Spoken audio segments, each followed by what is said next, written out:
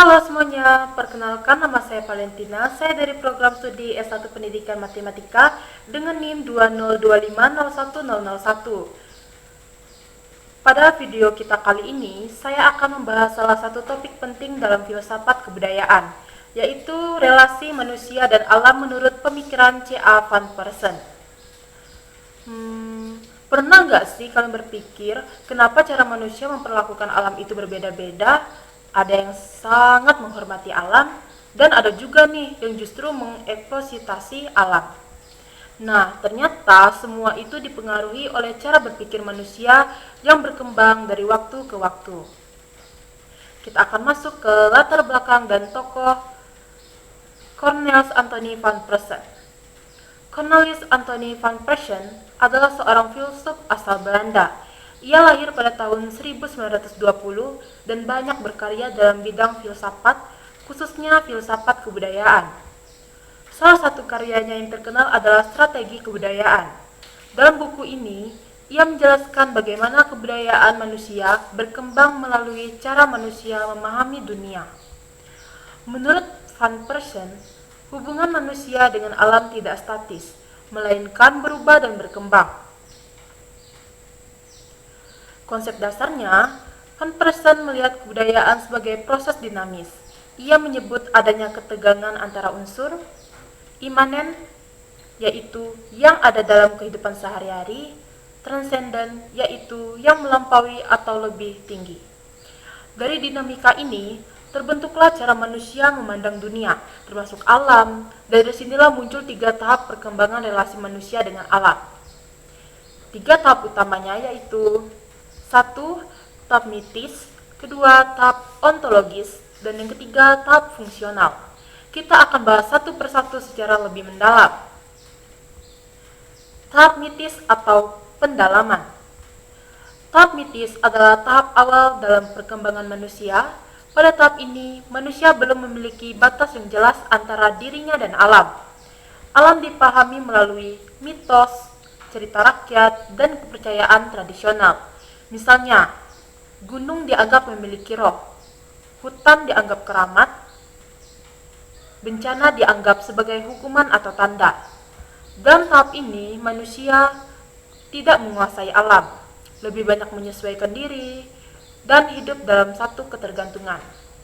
Hubungan manusia dan alam bersifat menyatu.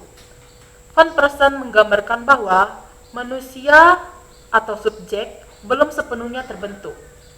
Alam atau objek juga belum dipisahkan. Keduanya saling melebur. Contoh nyatanya, yang pertama, masyarakat adat yang menjaga hutan karena dianggap suci. Dan yang kedua, tradisi larangan mengambil sesuatu dari alam secara sembarangan.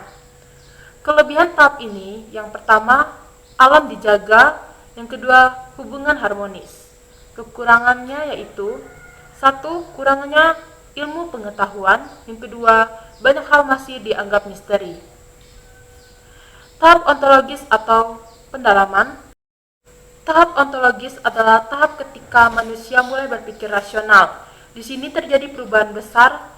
Manusia mulai memisahkan diri dari alam. Muncul pertanyaan ilmiah. Apa itu alam? Bagaimana cara kerjanya? Manusia mulai mengamati, meneliti, dan mengembangkan ilmu pengetahuan. Hubungan berubah menjadi manusia yaitu subjek, alam, dan objek. Artinya, alam bisa dipelajari dan alam bisa dimanfaatkan.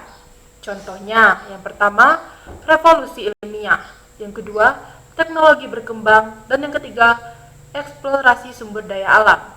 Tapi, ada dampak negatifnya nih. Yang pertama, alam dianggap terpisah.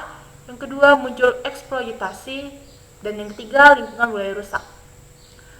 Van Persson menyebut ini sebagai substansialisme.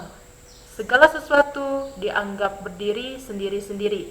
Contohnya, manusia terpisah dari alam, tubuh terpisah dari jiwa, dan individu terpisah dari masyarakat. Dampaknya, kehidupan menjadi terfragmentasi dan hubungan menjadi kaku. Kita masuk ke tahap ketiga, yaitu tahap fungsional atau pendalaman. Tahap fungsional adalah tahap yang lebih modern. Di tahap ini, manusia mulai menyadari bahwa pemisahan total tidak tepat. Fokusnya berubah, bukan lagi apa itu, tapi bagaimana hubungan itu bekerja. Manusia dan alam dilihat sebagai satu, saling terhubung, dua, saling memengaruhi. Contohnya, yang pertama ekosistem, yang kedua isu lingkungan, dan yang ketiga perubahan iklim. Manusia menyadari yang pertama merusak alam, yaitu merusak diri sendiri. Yang kedua, alam dan manusia saling bergantung. Dalam tahap ini, subjek dan objek tidak lagi kaku. Hubungannya menjadi dinamis, dan kelebihannya juga lebih seimbang, lebih sadar lingkungan. Ini adalah tahap yang dianggap paling relevan dengan dunia saat ini. Kesimpulan besarnya, kita bisa melihat perkembangan seperti ini. Mitis yaitu manusia menyatu dengan alam, ontologis manusia memisahkan diri, dan fungsional manusia membangun relasi. Artinya, cara manusia memahami dunia terus berkembang, dan saat ini tantangannya adalah bagaimana kita menjaga keseimbangan dengan alam. Jadi, pemikiran Van Persson membantu kita memahami bahwa hubungan manusia dan alam bukan hanya soal lingkungan, tapi juga soal cara berpikir. Semoga materi ini membantu kalian dalam memahami filsafat kebudayaan.